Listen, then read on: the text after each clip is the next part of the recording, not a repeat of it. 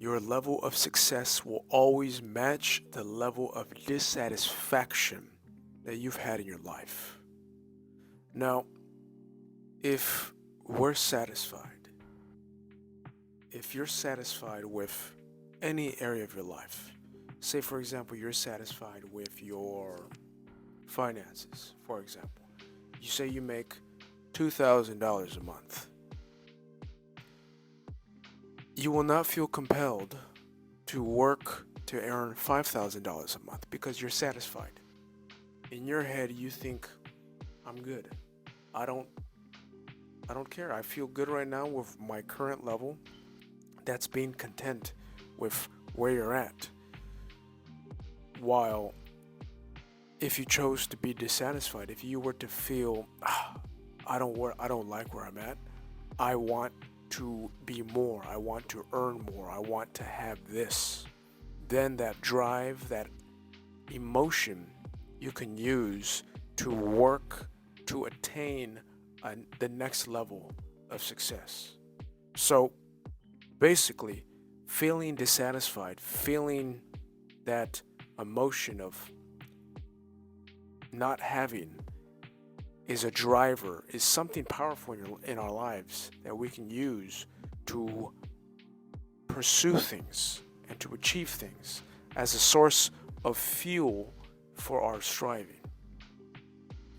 Now, all successful people are successful because they set high standards for themselves and because they are dissatisfied with where they're at.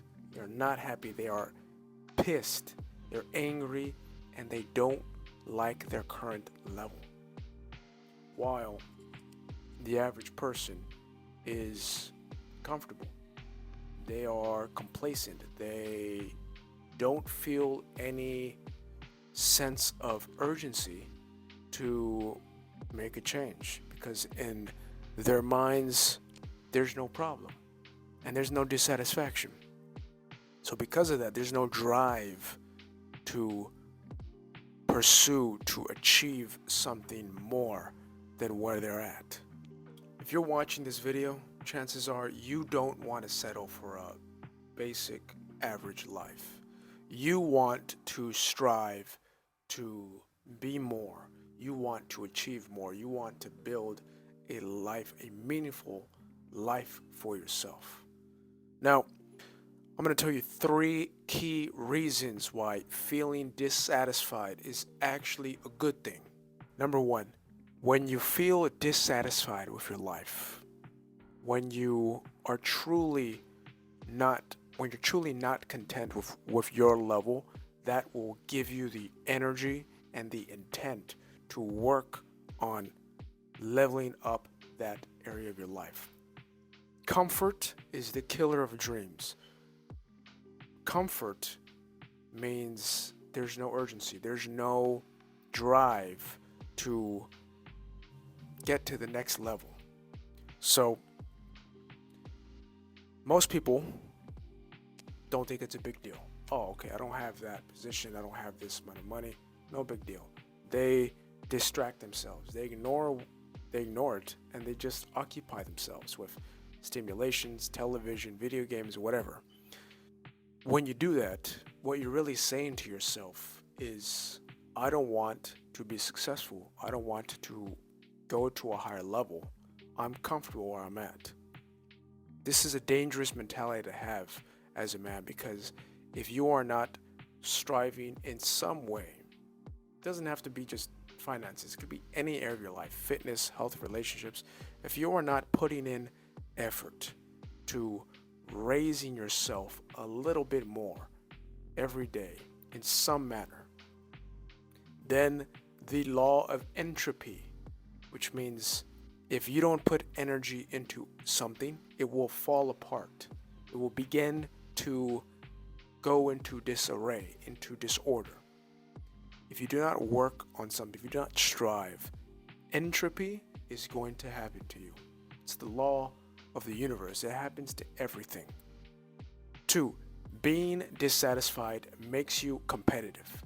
Now, when you're dissatisfied, for example, let's say sports, and business. The people who are at the top of the sports world and the business world, they are at the top. They are the best of the best. Why? Because they are not satisfied with their level. They are not satisfied, and they are continuously working on improving their skills, improving their understanding, improving their application. Because of that relentless pursuit, they are the best. For example, say you're, a sports competitor, and you're up there, but you begin to feel content. You begin to feel complacent.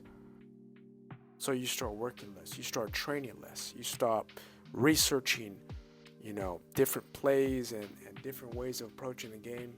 You get comfortable. You get satisfied. What's going to happen? Someone else that is more driven, more passionate, more dissatisfied, and is working on their craft is going to come around, and they're going to beat them. They're going to beat them, and they're going to rise to be more successful. So what happened to that person? They became content. And because of that, they were not as competitive. So use this dissatisfaction. The reality is that we live in a competitive world. And the success you want, the things you want, other people want too. So you have to make yourself competitive by working on your skills and your abilities every day. That's the only way you're going to separate yourself from others. Number 3 is that negative emotion can be a powerful catalyst for change in your life. Now, I know that when I say negative emotion, a lot of people will think, oh, negative emotion, we don't want to feel negative emotion. I don't want to feel that. I don't want to be sad. I don't want to be angry. I don't want to be any of those things. I just want to be positive. I just want to think positive and feel positive. Positive thinking is a good thing to have, but we should not totally throw out negativity, because negativity is there for a reason. Negativity, anger, embarrassment, these emotions are there for a reason. They are meant to be fuel for us to harness them and then channel that emotion, that emotional energy into something that will build us, that will make us better. Many of the greatest men and women, successful men and women that have lived impactful lives, truly powerful lives, did not have perfect lives. They had very difficult lives, painful lives, struggle, tragedy.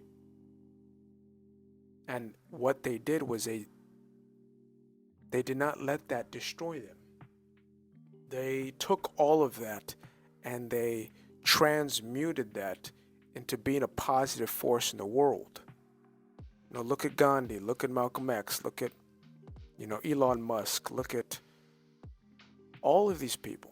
Nelson Mandela, all of these people experienced very intense hardship, but they used it for the good of themselves and the world. So,